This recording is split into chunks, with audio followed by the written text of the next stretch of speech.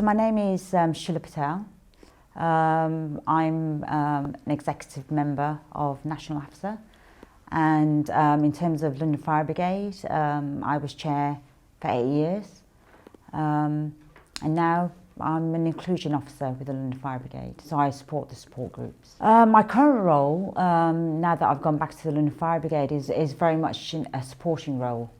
I will be giving, using my experience to help AFSA and all the other support groups in the London Fire Brigade to become more formalised and give them a bit of structure. So yeah, I've been involved with AFSA for probably about maybe 11 years, which is a very long time, so pretty much a quarter of my life.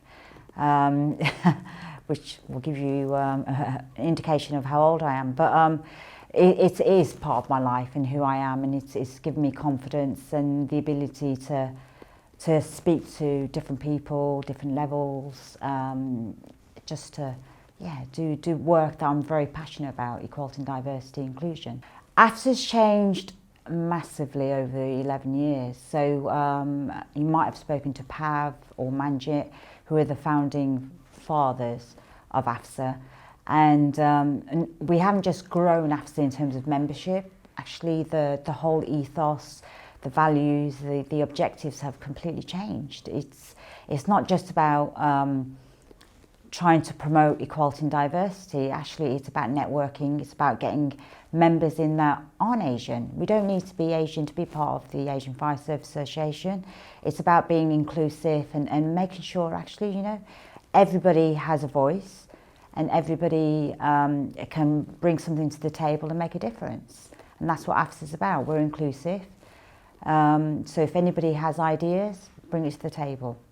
So AFSA's made a huge difference to the Fire and Rescue Service and other organisations. So we attend different meetings, so with the current Commissioner, Danny Cotton, but also previous commissioners, and we put things on the table, and we talk about difficult issues that other people don't want to talk about. So we've heard talks today around domestic violence, racism, someone's talking about grooming at the moment, and it's difficult issues, conversations that we need to open up.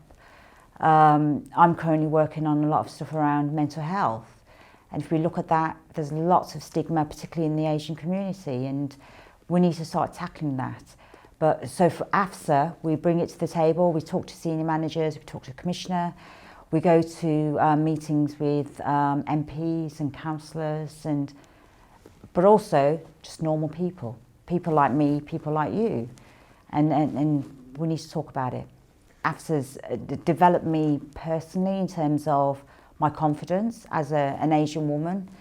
I didn't get a lot of development when I first joined the London Fire Brigade. I was an IT trainer. It became very routine, very normal, and I was looking for something a bit different. And I wanted to help make a difference, influence the policy makers, decision makers, and it gave me that forum, it gave me a voice to be able to talk about, as I said before, about issues that are very difficult and very challenging. I was very lucky, very fortunate to meet some fantastic, inspirational people, role models that have actually shaped who I am, and it's now become my identity, and equality and diversity is my passion. And if I could give a colour to equality and diversity, it would be that, because it runs through my bones, my body, and it's just so important. So AFSA for me has shaped who I am, and it has a very special place in my heart, absolutely. So I think that's a very good question. The most proudest thing that I can talk about in terms of AFSA is being chair. So when I was chair for 8 years, it was difficult, it was challenging. We didn't have a great membership in terms of numbers and diversity. One of my roles was to make sure that we had operational firefighters involved from different roles, different ranks, but also actually including the control and the support staff. And sometimes we forget that actually the fire service isn't just about firefighters they do an extremely valuable job, but it's actually about other support staff and control as well. So for me, it was about making sure that the membership was very diverse. And then we had the first national conference, 2008, I think it was. And I hosted that. And again, that was, for me, that was a privilege to be able to do that. And I was very proud to help organise that event. One word I'd describe AFSA. It's a good question. It might take a while to come to that, but I'd probably say diverse. And the reason is because, as I said previously, it's about the membership is extremely diverse in terms of it's not just Asian people, white, black, yellow, pink, people from LGBT, people who are heterosexual, just experiences, different cultures, different parts of the country, nationally, internationally.